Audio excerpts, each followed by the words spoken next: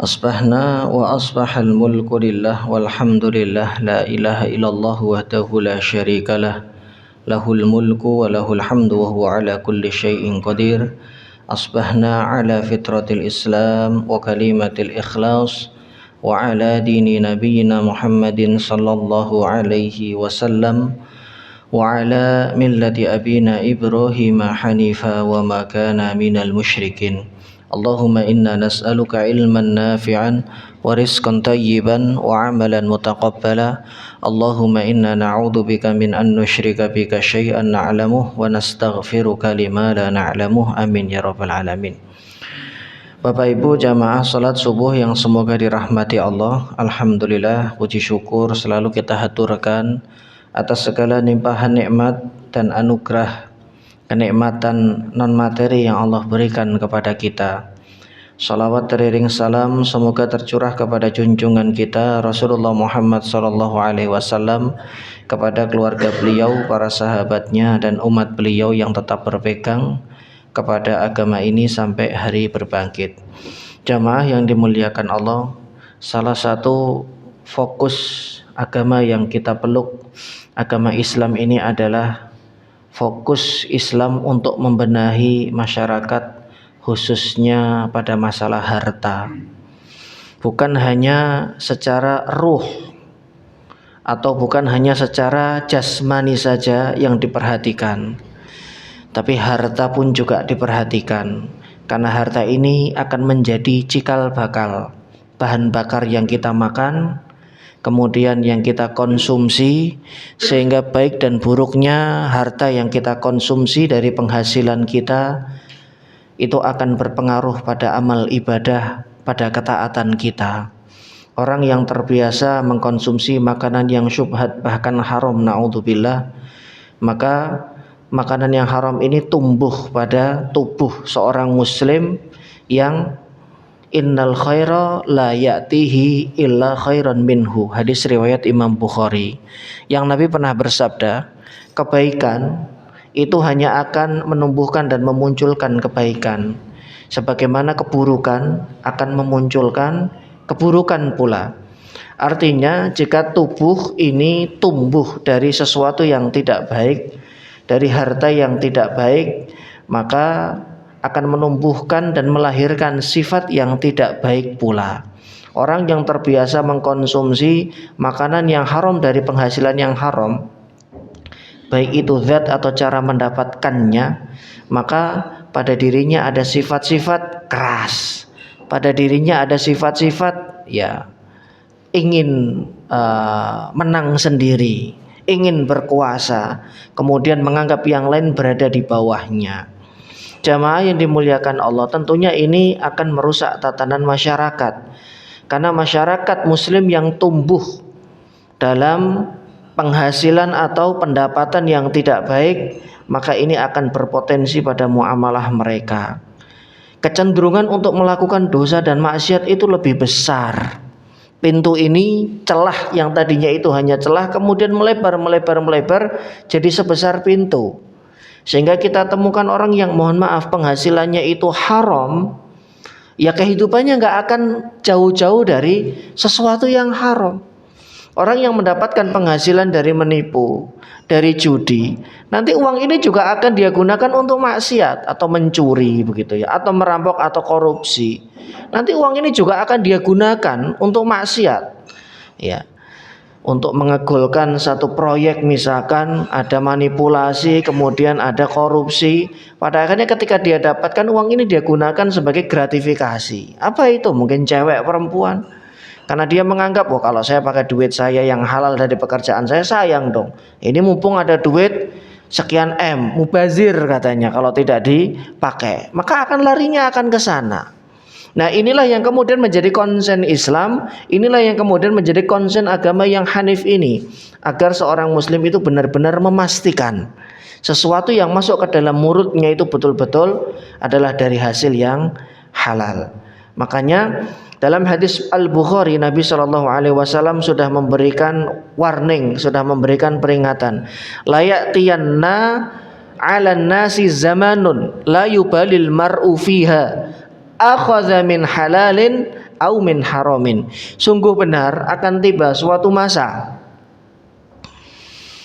yang akan menghampiri umat manusia, khususnya umat muslim, yang zaman masa periode dan generasi itu seseorang sudah tidak peduli lagi apakah yang dia hasilkan, yang dia ambil, yang dia makan itu adalah dari penghasilan yang haram ataukah dari penghasilan yang halal. Naudzubillah, kalau sudah semua itu sudah tidak bisa dibedakan, pokoknya hajar. Mencari yang haram saja susah, gimana mencari yang halal? Akhirnya kemudian menggunakan kaidah seperti ini. Jamaah yang dimuliakan Allah, salah satu ruang lingkup dari pembahasan mengenai fikih waris atau pembahasan mengenai warisan adalah untuk mendeteksi harta yang kita dapatkan ini, apakah kita dapatkan dari jalur yang benar lewat ahli waris atau dari jalur yang tidak benar. Maksudnya di situ ada hak ahli waris yang lain yang tidak kita tunaikan dan kita tidak berikan kepada mereka. Mohon maaf, kemudian kita kuasai. Kemudian kita katakan ini kan warisan dari ayah saya, dari kakek saya, dari mbah saya. Betul, saya kan juga punya hak, betul. Tapi itu adalah hak bersama, masih bercampur. Sampai dibagi, sampai diurai, ya, kemana saja ini ahli warisnya yang mendapatkan, kemudian mereka mendapatkan bagian masing-masing, barulah kemudian dikatakan peninggalan atau warisan ini halal untuk kita manfaatkan, halal untuk kita konsumsi, dan kita jadikan sebagai nafkah untuk anak dan istri kita. Karena begini Pak, kalau itu adalah hak ahli waris lain yang kita kuasai, 1 rupiah saja, kemudian harta ini mungkin berupa tanah, berupa aset, kita jual, kemudian kita mendapatkan pundi-pundi rupiah, lalu kita investasikan misalkan untuk buka usaha. Ini kan hasilnya masih belum jelas, modal ini masih belum jelas. Kenapa? Karena ada beberapa rupiah yang tercampur dari warisan yang kita jual tadi. Boleh jadi itu adalah hak adik kita, boleh jadi itu ada hak paman kita, bahkan boleh jadi itu ada hak kerabat kita yang lain, semacam kakek mungkin, atau kerabat yang lainnya. Sehingga ketika hak itu kemudian kita ambil, mohon maaf, dengan cara yang tidak benar, dengan cara yang zalim, entah diem-dieman, nggak dibagi, kemudian nggak disampaikan, dan hasil ini kemudian kita investasikan dan berkembang, ini kan pada akhirnya aliran dananya adalah aliran dana yang syubhat, tidak 100% halal. Ustaz, tapi kan ya itu namanya ahli waris. Betul Pak, sekali lagi betul. Tapi berbeda dengan yang kita dapatkan dari hasil nafkah kita bekerja. Itu murni 100% alirannya adalah punya kita, halal. Tapi ini adalah harta warisan yang belum diurai, harta warisan yang belum ditemukan empunya, pemiliknya. Kemudian kita kuasai, kemudian kita gunakan, kemudian kita manfaatkan. Padahal di situ ada beberapa ahli waris yang mereka berhak. Walaupun mungkin hanya 1%, walaupun hanya mungkin 0,5%, tapi itu adalah haknya ahli waris. Agar tidak ada lagi ya seorang muslim yang kemudian mengkonsumsi atau menggunakan harta warisan ini dengan cara yang zalim dia dapatkan, dengan cara yang tidak dibenarkan oleh agama. Karena itulah kemudian Allah Subhanahu wa taala menurunkan aturan, Allah menurunkan syariat yang tujuannya ini adalah demi tegaknya keadilan. Seolah-olah untuk jangka panjang itu baik Rasulullah SAW maupun Allah Subhanahu wa taala itu ingin memberikan garansi dan memberikan jaminan kepada setiap keluarga muslim, bahwa siapapun yang kemudian menjalankan, bahwa siapapun yang kemudian berusaha untuk mengamalkan syariah aturan waris ini, maka insya Allah pada dirinya akan mendapatkan satu warisan yang halal, yang warisan halal ini kemudian dia pergunakan entah untuk investasi, entah untuk buka usaha, atau untuk memberikan nafkah kepada anak istrinya, adalah sesuatu yang halal 100%, karena jalur mendapatkannya adalah jalur sesuai yang Allah Subhanahu wa taala inginkan.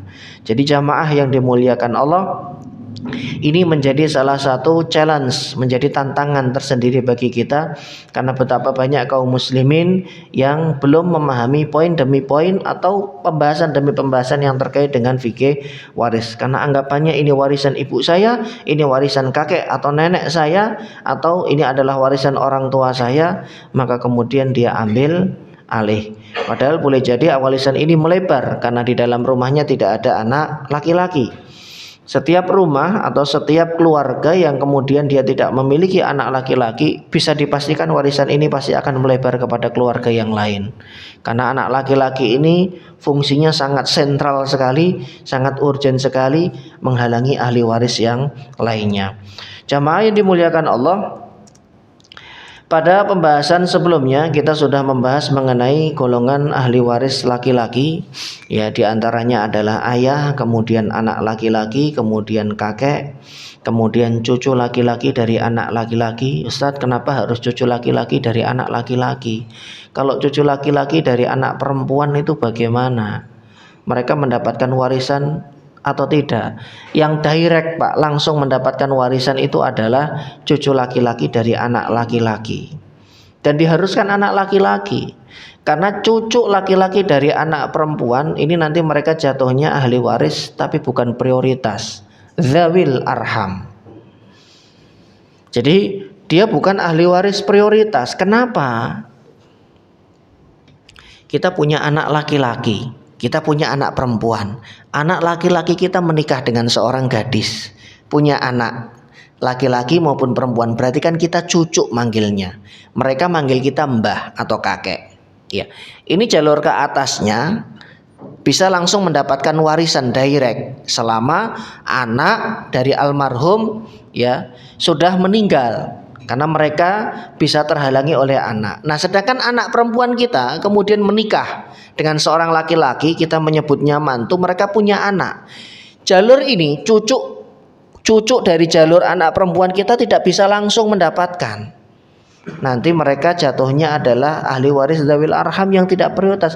Kenapa seperti itu, Ustaz? Bukankah yang begitu tidak adil? Justru ini adil. Karena apa? Karena cucu kita dari anak perempuan nanti mendapatkan dari jalur mantu kita. Agar tidak terkumpul dua warisan sekaligus dalam satu orang, karena ini nanti akan mempengaruhi yang lainnya. Paham Pak ya sampai di sini ya? Kita ngawang. Ya, saya nggak membuat pohon nasabnya. Bayangkan kita punya anak perempuan kita punya anak laki-laki dan anak perempuan. Jadi kita menyebutnya cucu perempuan, cucu laki-laki tapi dari anak perempuan. Kenapa tidak bisa langsung mendapatkan dari kita, Ustadz? Karena jatah mereka sudah Allah bagi. Lewat siapa? Bapaknya, lewat mantu kita, mantu laki-laki kita. Karena beliau punya orang tua, ya, mereka ini nanti bisa mendapatkan dari jalur orang tua laki-laki ya, atau ayahnya, dari jalur ayahnya. Ini sudah yang paling adil. Baru ketika ahli waris lain tidak ditemukan, ibunya sudah tidak ada, kakeknya, bapaknya, ahli waris inti sudah tidak ada, dan menyisakan mereka. Nah, cucu laki-laki atau cucu perempuan ini nanti bisa mengambil dari anak perempuan ini, nanti bisa mengambil warisan. Makanya mereka adalah ahli waris tapi tidak prioritas, karena jalur waris itu adalah jalur yang lebih dekat dengan orang yang meninggal atau si mayit. Kemudian ada juga setelah anak laki-laki, saudara laki-laki, itu ahli waris dari golongan laki-laki. Jadi bapak punya adik laki-laki, bapak punya kakak laki-laki, ya, mereka adalah golongan ahli waris. Syarat dan ketentuan berlaku. Kemudian ini sudah melebar jalurnya, jalur hawasi. Kapan mereka dapat? Adik laki-laki kita atau kakak laki-laki kita atau perempuan, nanti perempuan ada sendiri di sini, ahli waris golongan wanita atau perempuan. Mereka bisa mendapatkan warisan kalau di rumah kita tidak ada anak laki-laki. Tapi kalau ada anak laki-laki, mereka semua terhalang. Nah, biasanya konflik itu terjadi di sini. Ketika adik-adik atau kakak laki-laki maupun perempuan belum teredukasi masalah waris. Dia merasa itu kakak saya, kok masuk saya nggak dapat, padahal beliau punya anak laki-laki dan sudah jelas terhalang. Atau yang meninggal ini nggak punya anak laki-laki, punya anaknya perempuan saja. Mereka sebetulnya punya hak, tapi terkadang mintanya itu sampai ngejar terus, tidak memperhatikan ya satu dan lain hal. Memang itu haknya mereka untuk mendapatkan warisan jika di dalam rumah kita tidak ditemukan anak berjenis kelamin laki-laki. Kemudian kita melebar lagi, ada saudara laki-laki sekandung, ada saudara laki-laki seayah, mereka juga ahli waris, ada saudara laki-laki seibu. Ya. Untuk informasi bagi kita yang sudah pernah, ini saya sampaikan, sering saya sampaikan di majelis, karena untuk mengingatkan ya, mimbab ya at-tadhkirah, untuk memberikan nasihat dan memberikan masukan bahwa bapak atau ibu yang sudah pernah menikah lebih dari sekali dan di setiap pernikahannya itu punya keturunan, itu antar mereka nanti berlaku saudara kandung, saudara seayah, saudara seibu, dan mereka itu nanti saling mewarisi. Ini banyak yang nggak tahu. Kenapa? Merasa saudara tiri. Ya, ada masalah dalam pembagian warisan di, kalau nggak salah sempat mencuat itu di media, grupnya Jarum atau apa itu, atau yang perumahan besar itu yang terkenal apa itu, nah itu tadi yang disebut sama bapak, itu ternyata ya punya saudara tiri, ternyata punya anak tiri, kemudian mereka saling bersengketa, sikut-sikutan. Padahal Pak, ini sebetulnya bisa dirembuk, tapi kan ini non muslim, itu sudah di luar pembahasan kita. Seandainya terjadi pada seorang muslim yang orang tuanya punya grup grup usaha, Sinar Maska, kemudian CT Corporation atau grup apa seperti itu, dan mohon maaf pernah menikah lebih dari sekali, punya keturunan di masing-masing pernikahan, ini semua anak-anak harus diedukasi termasuk istri. Jangan mau enaknya saja ya, mau hubungannya saja, tapi kemudian masalah yang seperti ini abai. Ini harus diedukasi, harus diberikan pengertian, diberikan ilmu, kefahaman, agar ketika kita berpulang mereka kemudian tidak saling cakar mencakar, mereka tidak saling menjatuhkan, karena nilai warisannya cukup besar. Ustaz, kalau pengen adil kita bagi lewat jalur hibah bagaimana? Monggo silakan. Ya, kalau itu memang untuk bisa meredam gejolak yang ada di dalam keluarga tersebut. Tapi Pak, hibah itu tidak menggugurkan hak waris. Jadi masing-masing sudah mendapatkan hibah, berarti mereka nggak dapat warisan? Enggak, mereka masih tetap dapat. Hanya kan bedanya, ibaratnya mulutnya sudah disumpel satu-satu. Nih kamu tanah segini, nih kamu tanah segini. Udah, kalaupun nanti mereka dapat warisannya sedikit, nggak ngomel-ngomel gitu loh Pak. Siapa yang mendapatkan ahli waris sedikit? Adik-adik, kakak gitu kan. Kalau mereka kan dapatnya asobah ma'al ghair, asobah bil ghair, mohon maaf, itu kan bisa dapat banyak, bisa dapat sedikit. Kemudian ada ahli waris golongan wanita, ada tadi laki-laki juga ada paman, kemudian suami, paman juga paman sekandung, paman seayah dan ibu seterusnya. Kemudian ada golongan ahli waris wanita. Nah, wanita ini ada anak perempuan, kemudian ada ibu, kemudian ada nenek yang sudah kita urai pada pembahasan sebelumnya. Kemudian ahli waris berikutnya yang berjenis kelamin wanita itu adalah istri. Seorang yang menemani kita dalam suka dan duka, kapanpun selalu hadir. Kita sakit, beliau yang ngurusin kita.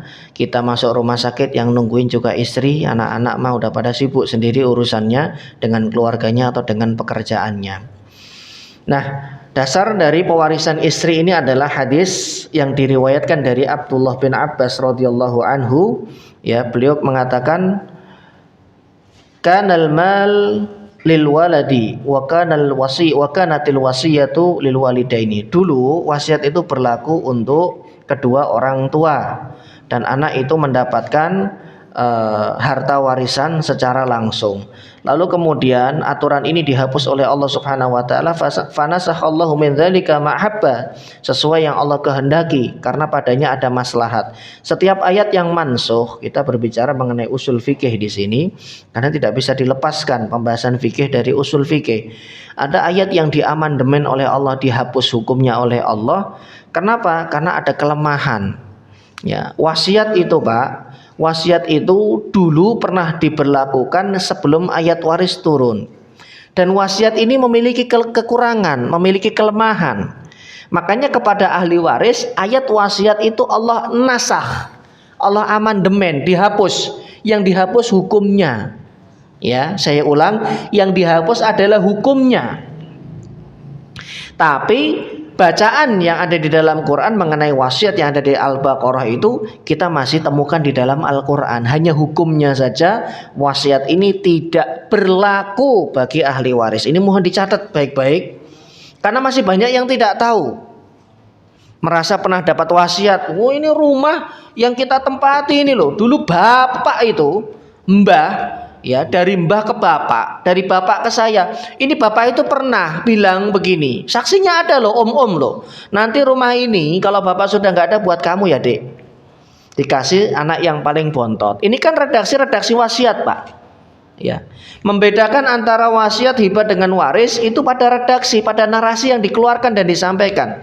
Kalau narasi itu berbunyi, kalau bapak nanti meninggal, itu sawah yang ada di Pekalongan yang luasnya sekian hektar, itu sawah yang ada di Tegal misalkan, atau yang ada di Garut misalkan, atau yang ada di Tasik, itu nanti jatahmu. Ini bukan hibah loh, Pak. Saya ulang, redaksi seperti ini bukan hibah. Ini adalah redaksi wasiat. Nah, ketika wasiat ini ditujukan kepada anak kita padahal anak itu adalah ahli waris, maka justru ketika nanti kita wafat, wasiat ini batal, gugur demi hukum. Ini banyak yang tidak tahu. Dan kadang ribut gara-gara masalah wasiat ini. Enak aja dibatalin. Jelas kok bapak, mbah ngomong seperti itu kok. Ada tuh saksinya om. Yang membatalkan itu bukan kita. Yang membatalkan itu Allah, yang membatalkan itu adalah Rasulullah SAW. Dalam hadis Abu Umamah Al-Bahili dikeluarkan oleh Imam Abu Daud dan Imam At-Tirmidzi, Nabi bersabda, innallaha a'ta kulladzi haqqin haqqahu fala wasiyata liwarithin. Sesungguhnya Allah itu telah memberikan bagian masing-masing ahli waris. Sudah dijelaskan di dalam An-Nisa. Maka ahli waris sudah tidak lagi membutuhkan wasiat. Entah orang tuanya berwasiat atau tidak, kalau dia adalah ahli waris inti, insya Allah pasti dapat. Bagiannya berapa? Yang membagi Allah. Tinggal nanti yang masih hidup ketika fulan ini meninggal dunia, siapa saja. Dari situ kemudian kita akan bisa mengurai, kita akan bisa memberikan pos-posnya masing-masing. Kemudian faja'ala lidzakari mithlu hadzil unsayain. Kalau dulu laki-laki dan perempuan itu dibagi sama rata, maka dengan turunnya ayat waris mansuh hukumnya. Baginya lewat apa? Lewat keputusan Nabi Shallallahu Alaihi Wasallam. Makanya Quran menasakh, menamandemen Quran. Mungkin ini sudah pernah dijelaskan ketika pembahasan fikih. Ketika menjelaskan mengenai fikih, entah itu toharoh, sholat atau yang lainnya, wajib untuk juga menjelaskan mengenai usul fikih. Karena fikih dengan usul fikih itu nggak bisa dilepas, Pak. Ibaratnya untuk kita bisa menentukan ini hukumnya apa, pakai pisau bedah. Pisau bedah itu ada di usul fikih. Makanya orang yang berbicara mengenai fikih, syaratnya dia harus paham dan pernah belajar usul fikih. Karena kalau tidak pasti akan nanti kemana-mana pembahasannya dan akan pendekatannya pasti akan banyak kesalahan. Karena antara fikih dengan usul fikih ini adalah satu kesatuan seperti keping mata uang yang tidak bisa dilepaskan. Kenapa? Karena dalam fikih itu ada istilah ayat hukumnya dihapus. Berbicara mengenai hukum itu adalah ranahnya fikih. Untuk bisa menyimpulkan hukum fikih ini, ayat ini dihapus atau tidak, maka ada usul fikih, pembahasan usul fikih. Nah, makanya di dalam hadis ini kan kalau saya dalam hal ini sebagai pemateri nggak pernah belajar usul fikih, bingung coba kalimat dari Ibnu Abbas. Fanasakhallahu min dzalika ma ahabba. Maka kemudian dihapus. Ya, Dulu pada saat awal orang tua itu bisa mendapatkan warisan dari jalur wasiat. Anak-anak otomatis dapat. Tapi kemudian hukum ini yang pernah berlaku dan pernah diberlakukan oleh Nabi dihapus. Maksudnya apa? Kok dihapus? Iya, ada namanya an-naskh wan mansukh. Hukum yang dihapus dan hukum yang menghapus, nasikh dan mansukh. Faja'ala lidzakari. Nah, tadinya anak laki-laki dan perempuan bagiannya sama. Ini kan nggak adil. Saya katakan tidak adil. Kenapa? Karena tanggung jawabnya beda, Pak. Anak laki-laki itu punya tanggung jawab besar di rumah, punya tanggung jawab berat di rumah. Tanggung jawabnya apa? Walaupun dia sudah menikah dan sudah berkeluarga, dia tetap punya orang tuanya. Dia tetap milik ibu dan bapaknya. Yang apabila, mohon maaf, bapaknya meninggal dunia, ibunya jadi janda. Padahal bapaknya itu tulang punggung. Dan bapaknya tidak meninggalkan warisan terlalu banyak. Apa ibunya ditelantarkan? Nanti lempar-lemparan. Ini ibu, anaknya 5. Ini ibu, entelah. Enak aja, saya sudah punya tanggung jawab rumah, istri, tanggung jawab anak, kok dilempar ke anak? Entelah. Akhirnya lempar-lemparan. Makanya Allah tetapkan jebret, nggak usah lempar-lemparan. Kalau Anda berjenis kelamin laki-laki, maka tanggung jawab itu otomatis beralih di pundak Anda sebagai anak laki-laki untuk merawat dan untuk menafkahi ibunya. Wajib hukumnya, dosa kalau tidak. Saat ibunya masih punya pensiunan misalkan, atau masih punya tabungan, iya, tapi tetap ibu itu mendapatkan nafkah dari anak. Nah, berapanya inilah yang kemudian nanti ya mengikuti kemampuan, berapa mampunya. Kalau mampunya misalkan hanya untuk kebutuhan pokok dan anaknya nggak bisa beliin perhiasan, ya sudah, ibu nyun sewu, jangan kemudian minta, saya maunya mobil tapi mobilnya yang CR-V yang harga 600 juta. Bongko anaknya. Kasihan kan seperti itu. Jadi anak itu tetap memperhatikan, memberikan, dan ini wajib. Tapi berbeda dengan anak perempuan. Seandainya anak perempuan ini sama sekali tidak memberikan nafkah, dia tidak berdosa, jamaah. Karena nafkah dia ditanggung istri, ditanggung suaminya. Artinya ketika dia ingin memberikan orang tua, dikomunikasikan dengan suaminya, karena itu adalah harta suaminya. Kecuali anak perempuannya juga bekerja. Jadi kalaupun anak perempuan ini sama sekali tidak memberikan, dia tidak berdosa. Karena memang itu bukan ranah dia. Makanya anak laki-laki kalau mewarisi bersama dengan anak perempuan, itu bagiannya lebih banyak anak laki-laki. Di sini disebut faja'ala lidzakari mithlu hadzil unsayain. Maka Allah tetapkan bagian anak laki-laki itu 2 kali dari bagian anak perempuan. Nanti kalau dia punya adik, tanggung jawab yang menikahkan menjadi wali nikah itu kakak laki-lakinya atau adik laki-lakinya. Termasuk juga biaya. Loh, biaya juga Ustaz? Iya, tapi semampunya. Ya kalau bisanya nikahnya sewa aula masjid misalkan. Kalau di sini berarti mana? Masjid Akbar ya, Pak ya? Iya. Kalau mampunya di Masjid Akbar, sewanya mungkin sekali resepsi sama akad sekitar 10 juta. Ya nggak usah nekat mau resepsi di Hotel Mulia Senayan. Nah, jangan Pak, kalau di pos ronda nggak ada sakral-sakralnya di pos RW. Iya, kakaknya ya bongkong ngos-ngosan. Wah gimana sih, lu kan kakak wajib. Iya, tapi kan budget kakak kan paling bisa subsidi ya buat catering dan yang lain paling 7 juta, mentok 10 juta. Oh kalau di Hotel Mulia ya bisa setahun kita makan nasi putih doang pakai kerupuk kan begitu.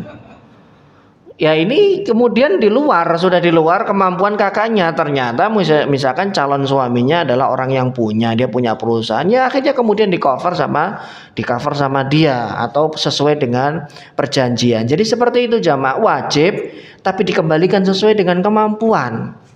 Nah yang jadi wali nikahnya nanti adalah kakaknya, karena dalam mazhab Syafi'i al-ukhuwatu muqaddamun 'alal umumah. Saudara sekandung, saudara seayah itu lebih didahulukan untuk menjadi wali nikah daripada paman, dan itu diberlakukan di KUA seperti itu. Yang pertama adalah al-ukhuwah, ayah ke atas kakek, yang kedua al-ukhuwah, saudara sekandung seayah. Jadi saudara tiri atau saudara seayah bisa menjadi wali, dan itu lebih didahulukan daripada paman.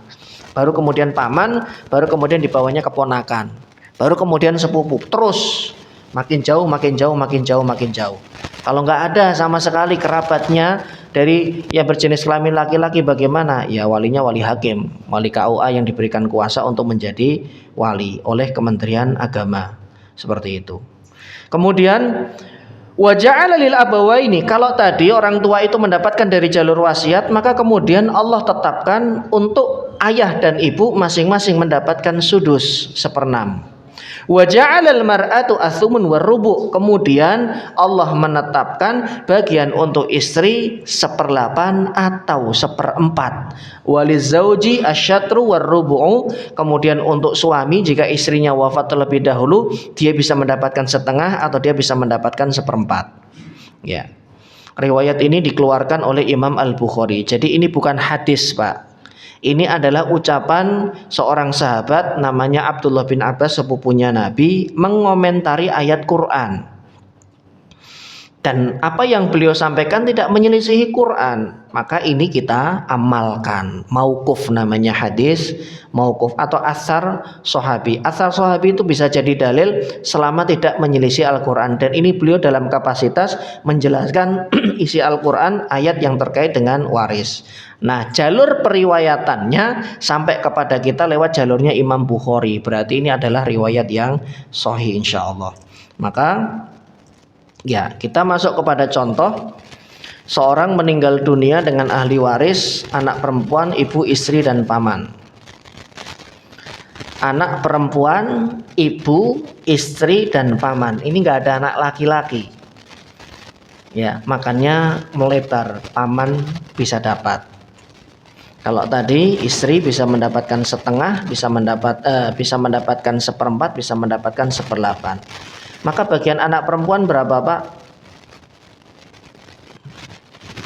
Ini anak perempuannya 1. Berapa? Bagiannya setengah. Fatahallahu alaik. Jadi anak perempuan mendapatkan setengah. Gede banget Ustaz, 50%. Iya, karena punya tanggungan ibu. Ya, ibunya dapat berapa? Ibunya berarti ibu dari yang meninggal, bukan ibunya anak perempuan ini. Kalau ibunya anak perempuan ini nyebutnya istri. Ibu di sini adalah ibu dari yang meninggal. Siapa? Berapa? Bukan. Berapa? 1/4, dan ini salah. Berapa Pak Haji? 1/6. Cincau lah Pak Haji, jangan 1/6 lah. Iya, bagian ibu adalah 1/6 karena beliau punya keturunan. Istrinya dapat berapa? Istri dapat 1/8, tuh paling sedikit 12,5%. 1/8 itu Pak. Bagian istri itu paling sedikit. Ahli waris yang paling sedikit itu bagiannya adalah istri. Nanti kita akan lihat, kita akan masukkan angka. Pamannya mengambil asobah binafsihi. Ya, itu kan melebarkan ke paman coba. Padahal boleh jadi paman ini sudah nggak pernah komunikasi dengan yang meninggal. Di mana pamannya? Di Papua, daerah Wamena sana, puncak gunung. Yang kalau nelpon itu harus naik pohon. Bener-bener nggak ada komunikasi. Tapi dia dapat. Coba. Loh, kalau gitu nggak adil. Justru ini adalah sebuah keadilan karena nggak ada anak perempuan, nggak ada anak laki-laki. Dan bagiannya harus tetap disampaikan kepada beliau. Biarin aja deh, kayaknya udah mati deh, udah meninggal deh. Jangan, nanti dolim. Memang begini aturannya sudah Allah Subhanahu Wa Taala berikan. Tujuannya apa? Ya, orang itu kalau sudah ngomong duit Pak, mau jauhnya kayak apapun, langsung gedebuk. Iya betul. Nah itu dia Pak Haji. Langsung, iya mosok piro? Ya lumayan sih Om. Asobahnya itu sekitar, ya adalah kalau 10%. Wah beneran? Iya, ya wes besok berangkat. Wah langsung. Apalagi kalau cuman Jawa Tengah dan Jawa Timur gitu. Ya tujuannya untuk menjalin komunikasi. Cuman kan yang bersangkutan ini ngerasa atau enggak gitu loh, nggak pernah ketemu sudah 10 tahun mungkin lebih, lebaran nggak pernah ketemu juga, tapi kemudian mereka dipertemukan setelah sekian lama oleh warisan. Jadi yang tersirat di dalam kasus ini atau pembagian ini adalah Allah ingin jenengan, keponakan dan paman itu sebetulnya masih ada hubungan kekerabatan. Cobalah silaturahmi, tapi jangan kemudian datangnya kalau pas bagi warisan saja. Saling mengunjungi. Sebentar, Pak. Kita lanjutkan dulu ya. Gimana? Paman dapat, bibi nggak dapat ya, Pak? Bibi dari siapa? Dari yang meninggal. Dari yang meninggal. Bibi itu ahli waris tapi dzawil arham, bukan prioritas.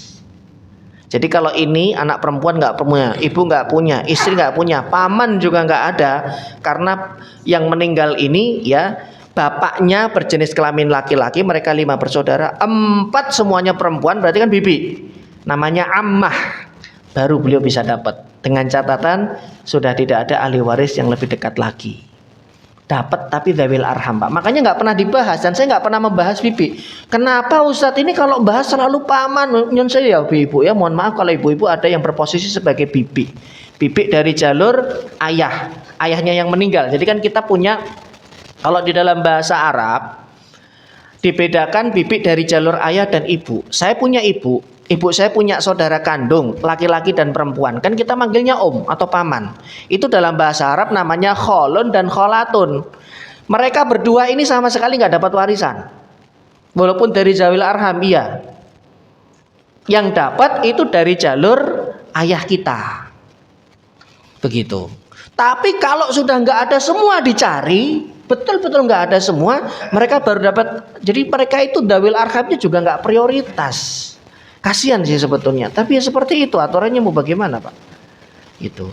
Nah dari jalur ayah kita itu ada istilahnya amun. Nah ini paman yang sering kita sebut ketika kita bahsul masail seperti ini, itu paman dari jalur ayah, bukan dari jalur ibu. Kemudian bibi, tante dari jalur ibu, namanya ammatun, beliau juga ahli waris, tapi tidak prioritas, namanya dzawil arham. Kalau ini ya dengan asumsi yang meninggal ini nggak punya anak perempuan, ibunya sudah meninggal, istrinya juga sudah meninggal, paman-pamannya sudah meninggal semua, yang tersisa hanya adik-adik bapaknya, barulah beliau bisa mendapatkan warisan. Nanti bagiannya asobah, karena dzawil arham itu asobah dibagi rata. Jadi dia tidak mendapatkan bagian khusus di Quran, setengah, seperempat, berapa lagi, sepertiga, kemudian seperenam dan seterusnya, tidak. Seperti itu. Baik, kita urai. Istri mendapatkan 1/8, ibu mendapatkan 1/6, anak perempuan mendapatkan setengah, paman mendapatkan asobah binafsi. Kita masukkan angka. Jika warisan itu berupa uang tunai 50 juta, 50 M misalkan, karena dari Papua, kalau 50 juta itu 10 juta, ongkos pesawat PP 20 juta, tekor, ngapain? PN. Nah, ini saya ngambil 50 juta karena waktu itu ngasih contohnya ya sama-sama tinggal di Kemayoran, Serdang, kan begitu Pak. Ini kan kita kemudian ambil contohnya di Papua, 50 M. Berapa bagian saya? Kata pamannya 10,45 M. Ayo charter pesawat. Paling charter pesawat berapa sih? 100 juta, 200 juta. Kalau nunggu reguler ini bisa seminggu sekali. Charter pesawat langsung, kalau perlu turun di Halim di depan rumah pakai terjun payung bila perlu. 10 M bos. Nah, kan begitu. Langsung yang tadinya sakit sedang di opnam, langsung sembuh 10 M. Ya kan, itu kalau ditumpuk duit 5 ribuan Pak sepenuh masjid ini, masya Allah. Langsung jegele, langsung sehat walafiat. Ya, udah pileknya hilang, covidnya sudah hilang semua, udah langsung betul-betul sehat, 10 M begitu ya. Ya, jika warisan itu berupa uang tunai atau berupa aset yang ketika dirupiahkan nilainya adalah 50 M, maka ibunya mendapatkan 8,3 M. Coba bagian ibu lebih sedikit daripada paman kan? Gimana nggak iri coba? Gimana nggak tonjok-tonjokan? Gimana nggak saling bunuh? Kemudian istrinya 6,25. Tuh lebih sedikit lagi. Anak perempuannya mendapatkan 25 M dan sisanya diambil oleh paman sebesar 10,45 M. Ibunya dan istrinya yang nemenin di ICU 1 kali 24 jam kali 7 hari, ya bagiannya lebih sedikit. Gimana enggak ibunya? Demo jantenan, gimana dia nggak pernah kelihatan, giliran kayak begini langsung nyarter mau pesawat loh, dapat 10 M. Nah ya. Jadi jamaah yang dimuliakan Allah, ini adalah tujuannya, satu untuk menghormati ayahnya yang sudah meninggal, karena ini kan paman dari jalur ayah. Yang kedua, kenapa Allah memberikan bagian dan ternyata asobah binafsinya lebih banyak daripada istri, agar silaturahmi tersambung. Jangan hanya datang ketika pembagian warisan, habis itu celap hilang sudah. Jadi udah kayak datang pas lagi pembagian, habis itu bye bye, ngilang lagi sudah, enggak ketemu kecuali ya ada kabar lelayu kan. Aduh, sayang sekali seperti itu, karena ini adalah kerabat begitu ya. Jadi tetap silaturahmi itu harus dijaga, tetap silaturahmi itu harus disambung, dibangun kembali. Kemudian ya, contoh yang kedua, seorang meninggal dunia dengan ahli waris ayah, ibu, istri, dan paman. Dalam kasus ini Pak, paman terhalang oleh ayah. Ya, paman terhalang oleh ayah, walaupun di sini yang meninggal tidak punya. Jadi yang meninggal sudah punya istri, tapi belum punya keturunan. Ayah dapat enggak? Enggak. Kenapa? Karena ada ayah. Nah ini relatif lebih aman karena ahli warisnya cuma 3 nanti, ayah, ibu, dan istri. Istrinya dapat berapa? Istrinya dapat berapa? Salah. 1/8. Salah Pak. Kok tadi 1/8 Ustadz? Mohon diperhatikan lebih seksama. Bahsul masailnya kasusnya seperti apa? Punya keturunan enggak? Nah kalau nggak punya keturunan berarti bagian istri berapa? 1/4. 1/16 itu kalau 2 istri Pak. Iya. Jadi istri mau 1, mau 2, mau 3, mau 4, bagiannya 1/8 atau 1/4. Nanti dibagi mereka. Sedikit kan? Dikit. Kalau akur, kalau nggak akur, ya Allah, udah cuman dapat 200 juta, 20 juta dibagi berempat. Wah, udah gitu cakar-cakaran dulu lagi. Wah, tombok itu dan nggak akur habis itu. Ya. Makanya syariat poligami itu memang ada, tapi tolong diperhatikan hal-hal seperti ini, diberikan edukasi kepada mereka. Syukur-syukur kalau kita mampu, ya warisannya memang hanya 20 juta dibagi 4.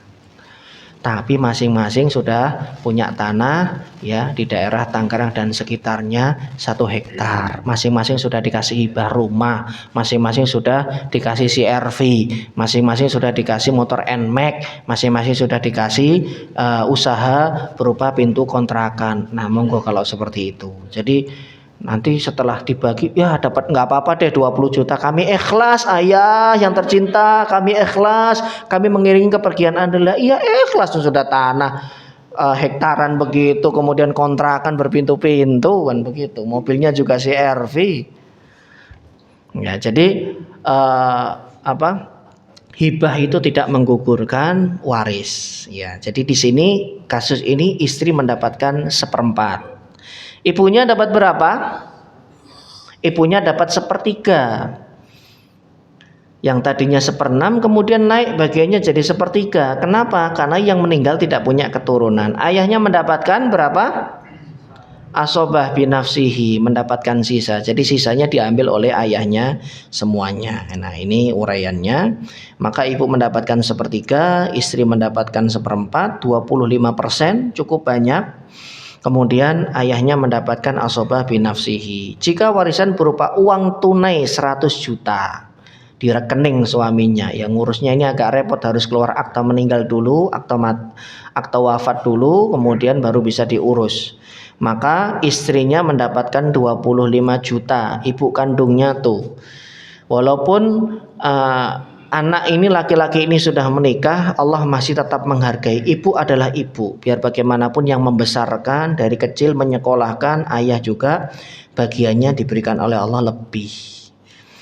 Ustaz, saya kan istrinya, waktu masuk rumah sakit saya di ICU, suami saya di ICU, ya Allah, BAB di situ, pipis di situ, yang ngelap saya semua Ustaz.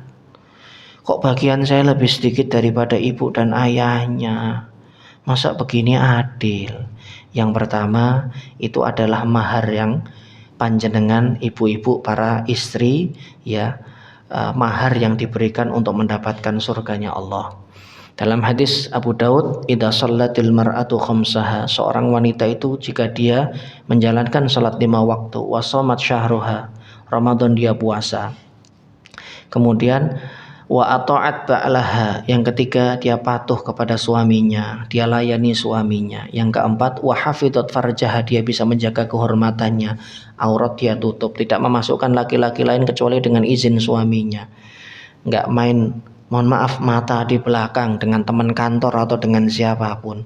4 hal ini dilakukan walaupun dia enggak pernah tahajud, walaupun dia enggak pernah sholat duha, walaupun enggak pernah qobliyah dan ba'diyah, kilalaha, nanti akan dikatakan kepada wanita ini oleh malaikat penjaga surga, masuklah kamu ke surga dari pintu manapun yang kamu inginkan. Ini ya adalah mahar dari 7 hari 7 malam di ICU kali 24 jam. Nah kemudian balasan dunianya Allah kasih bekal 25 juta, seperempat bagian anti, bagian Anda wahai para istri. Kenapa 25 juta? Karena begitu panjenengan masa iddahnya habis, kemudian dilamar oleh laki-laki lain, 25 jutanya utuh. Betul nggak Pak? Masa iddah habis ya, arba'ata ashhurin wa asyra, 4 bulan 10 hari kan masa iddah ditinggal wafat suami itu 4 bulan 10 hari. Begitu 10 hari jam 00 teng 1 dini hari, jadi lewat 1 jam sudah lewat masa waktu iddah, langsung dilamar karena sudah dikeker gitu, sudah dibidik begitu ya.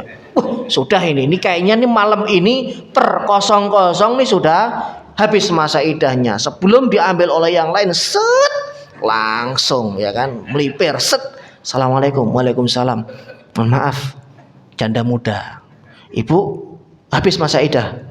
Iya Pak, tadi sudah hanya sekitar baru sejam. Oke, kapan kita bisa nikah? Ya terserah, ya sudah, kita nggak usah mewah-mewahan, seminggu nanti pesta dan lain-lainnya, duitnya buat kamu saja. Bener, langsung seminggu nikah. Habis itu kan 25 jutanya utuh. Malah dia dapat nafkah dari suaminya yang harusnya resepsi di hotel mulia habis sekian puluh juta, ratusan juta. Nih, nggak usah kita resepsi di KUA saja. Nih duitnya kamu pegang buat kamu sebagai hadiah. Tapi ibu dan bapaknya tetap menjalankan kehidupan padahal mungkin umurnya sudah sepuh, 60-65. Sudah nggak bekerja, di rumah saja ya, satu-satunya tulang punggung, anak satu-satunya laki-laki tulang punggung, dia nafkahi istrinya juga ngasih orang tuanya. Kemudian ditinggal wafat duluan oleh putranya, bapaknya nggak kerja, ibunya nggak kerja karena sudah sepuh, sudah purna tugas dan tidak memiliki kebetulan bukan pegawai swasta atau negeri, tidak memiliki santunan, tidak memiliki pensiunan. Ya wajar kalau kemudian Allah kasih lebih banyak gitu loh Pak. Jadi ini sudah yang paling adil pembagian Allah. Karena apa? Karena ketika Allah mensyariatkan sesuatu, pasti ada jangka panjang yang Allah juga tetapkan. Yang hikmah itu baru bisa kita ketahui ketika kita menjalaninya. Ibunya juga sama. Ya, yang istrinya, mantan istrinya ini kemudian 25 jutanya utuh bahkan lebih karena kemudian menikah dan mendapatkan ternyata habis menikah sekitar sebulan 2 bulan suaminya yang tajir ini juga meninggal. Nah kan dapat warisan lagi 24%. Begitu aja terus akhirnya. Ini kok suram sekali, setiap yang dinikahi kemudian meninggal dunia. Ini jangan-jangan bawa sial. Enggak ada yang bawa sial, Pak ya. Tidak ada wanita atau laki-laki yang membawa sial. Semuanya itu sudah ditetapkan sebelum kita lahir, sebelum ada langit dan bumi ini 50.000 tahun lamanya. Hadis riwayat Imam Muslim. Jadi ayahnya mendapatkan bagian lebih banyak. Ya, baik. Sampai di sini silakan, ada yang mau ditanyakan karena kita sudah masuk waktu syuruk, atau mau dilanjut sampai jam 7. Ini amunisinya masih cukup banyak, masih ada 10 slide. Kalau satu slide 2 menit saja berarti masih 20 menit sampai setengah 7 kita. Kalau 2 menit. Silakan Pak, monggo. Ya. Baik. Kalau kasus ini ahli warisnya ayah, istri dan paman, ibunya sudah nggak ada, maka berapa bagian ayahnya? Istrinya tetap 1/4, pamannya terhalang, ayahnya mengambil sisa. Jadi bagian ibunya diambil oleh ayahnya. Lagi-lagi ini sebagai bentuk apresiasi kepada orang tua yang sudah membesarkan fulan ini yang kemudian wafat terlebih dahulu. Walaupun apresiasi akhirat tetap Allah sediakan, tapi di dunia Allah juga memberikan apresiasi, karena dulu ngurus anak ini juga memerlukan biaya, sampai mungkin jual sawah, jual ladang, macam-macam biar anaknya bisa kuliah kedokteran begitu. Yang lain? Silakan. Mengenai wasiat kita, Iya. bukan dihapus tapi maksimal 1/3 gitu. Itu wasiat kepada non ahli waris, Pak. Iya. Jadi yang tadi saya sampaikan hadis dari Abu Umamah Al-Bahili diriwayatkan oleh Imam Abu Daud, itu adalah wasiat yang ditujukan kepada ahli waris. Kalau seorang suami pernah berwasiat kepada istrinya mengenai hartanya, maka wasiat ini gugur. Kalau seorang suami pernah berwasiat untuk kedua orang tuanya mengenai hartanya, tanah yang ada di daerah Garut untuk kedua orang tuanya kalau dia meninggal, maka ini gugur. Kalau wasiat itu kepada kedua anaknya, laki-laki dan perempuan, karena punya 2 anak, satu pasang laki-laki dan perempuan, gugur. Tapi kalau wasiat itu ditujukan kepada Masjid Al-Hidayah QQ Haji Bambang, Bapak Haji Bambang, bahwa kami berwasiat untuk memberikan harta kami guna untuk perluasan semua, misalkan ya, kita anggap setengahnya untuk perluasan Masjid Al-Hidayah wakfan sebagai bentuk wakaf, maka nanti dihitung yang diberikan kepada Masjid Hidayah maksimal hanya 1/3 saja. Jadi Pak Haji Bambang nggak boleh mengambil lebih. Kalaupun beliau memberikan 50, sisanya tetap harus dikembalikan kepada ahli waris. Wa thulutsu katsir, dan yang 1/3 ini jumlahnya sudah cukup banyak kata Nabi Shallallahu Alaihi Wasallam. Jadi begitu Pak. Bukan, ya silakan. Kalau wasiat terhadap yang terhalang itu lemah. Gimana? Tadi kan ada ahli waris yang lemah. Iya. Terhalang. Kalau ahli wasiat terhadap mereka. Bagus pertanyaannya. Bagus, ini kelewat dari saya. Baik. Kalau wasiat itu ditujukan kepada ahli waris yang dia tidak dapat, atau contoh di sini paman. Ini kan paman terhalang. Paman ahli waris, tapi terhalang karena ada ayah. Paman ini bisa dapat wasiat. Paman ini bisa dapat wasiat. Jadi ahli waris yang terhalang atau dia bukan ahli waris prioritas, itu mereka bisa mendapatkan wasiat kayak tadi bibi. Itu bisa dapat wasiat. Tapi kalau dia ahli waris inti dan pasti dapat secara otomatis lewat ayat waris, maka ini terhalang. Begitu. Jadi ini adalah perincian dari penjelasan mengenai wasiat yang terhalang. Begitu. Yang lain? Gitu Pak ya. Jadi wasiat itu kepada ahli waris inti ini terhalang, tapi kepada ahli waris yang tidak inti, beliau ahli waris, tapi sayang tidak dapat karena kasus terhalang oleh ayah, terhalang oleh anak laki-laki, maka beliau bisa mendapatkan wasiat. Tapi wasiatnya tidak boleh lebih dari 1/3 begitu, karena 1/3 itu juga sudah banyak, kecuali ahli waris ridho. Gimana? Mau nggak buat ini Pak Leknya, berarti kan manggilnya mbah anaknya. Wah, kita aja kesusahan, poro-poro nambahin 1/3 aja udah banyak, kalau bisa malah dikurangin. Nah, misalkan beliau nggak mau anak-anaknya, ya udah maksimal sepertiga 30%. Karena sahabat Abu Bakar ketika menjelaskan hadis tadi, lau ghaddan nasu minathuluth, seandainya orang-orang itu tidak memberikan lebih sepertiga, maka itu jauh lebih baik. Karena ketika Rasulullah mengatakan sepertiga itu sudah banyak, itu wajah beliau seolah-olah kurang ikhlas, karena memang yang diutamakan itu adalah ahli waris. Karena meninggalkan ahli waris dalam keadaan berkecukupan itu jauh lebih baik daripada semuanya diwakafkan, semuanya diwasiatkan, kemudian mereka meminta-minta setelah itu. Kok bapakmu kan kayak apa? Nggak dikasih kok, semuanya diwakafin buat anak yatim. Nah kan kasihan. Jadi seperti itu. Baik, yang lain kalau tidak ada saya tutup. Nah. Ya, yang mana Pak? Ya pasti sebelum meninggal lah Pak. Kan ada akad, ada ucapan. Kalau sudah meninggal, yang memberikan wasiat gimana wasiatnya? Orang yang sudah meninggal. Jadi wasiat itu diucapkan ketika orang yang punya wasiat ini masih hidup. Syukur-syukur ada surat bahwa saya berwasiat memberikan ini kepada fulan. Dia tahu pamannya sudah terhalang.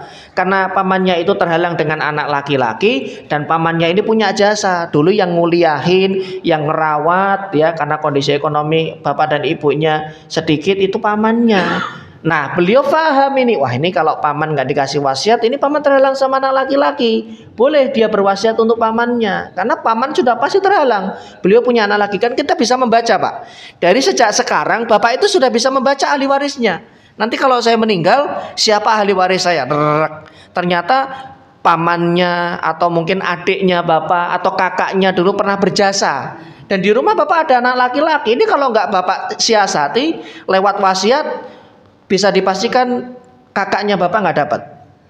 Makanya caranya bagaimana? Hibah atau wasiat. Cuman wasiat itu ada kelemahannya. Ya salah satunya itu maksimal sepertiga, nggak boleh lebih. Kemudian kalau dia ahli waris dia bisa gugur. Ternyata ya qadarullah anaknya wafat dulu yang laki-laki. Nah, berarti kan paman ahli waris. Kakaknya kan ahli waris berarti. Nah kemudian dia kasih wasiat, ya gugur begitu. Jadi dalam kondisi yang sama, ketika anaknya masih hidup kemudian kakaknya diberikan wasiat dan yang meninggal terlebih dahulu adalah fulan ini anaknya masih hidup, berarti pamannya terhalang, bisa dapat wasiat. Tapi kalau setelah beliau berwasiat, saya akan berikan kepada kakak laki-laki saya sebidang tanah karena dulu pernah berjasa ngurus saya ketika kecil, segini, anaknya setuju semua. Oke, fine Pak, karena beliau ahli waris yang terhalang. Setahun setelah itu anak laki-lakinya meninggal.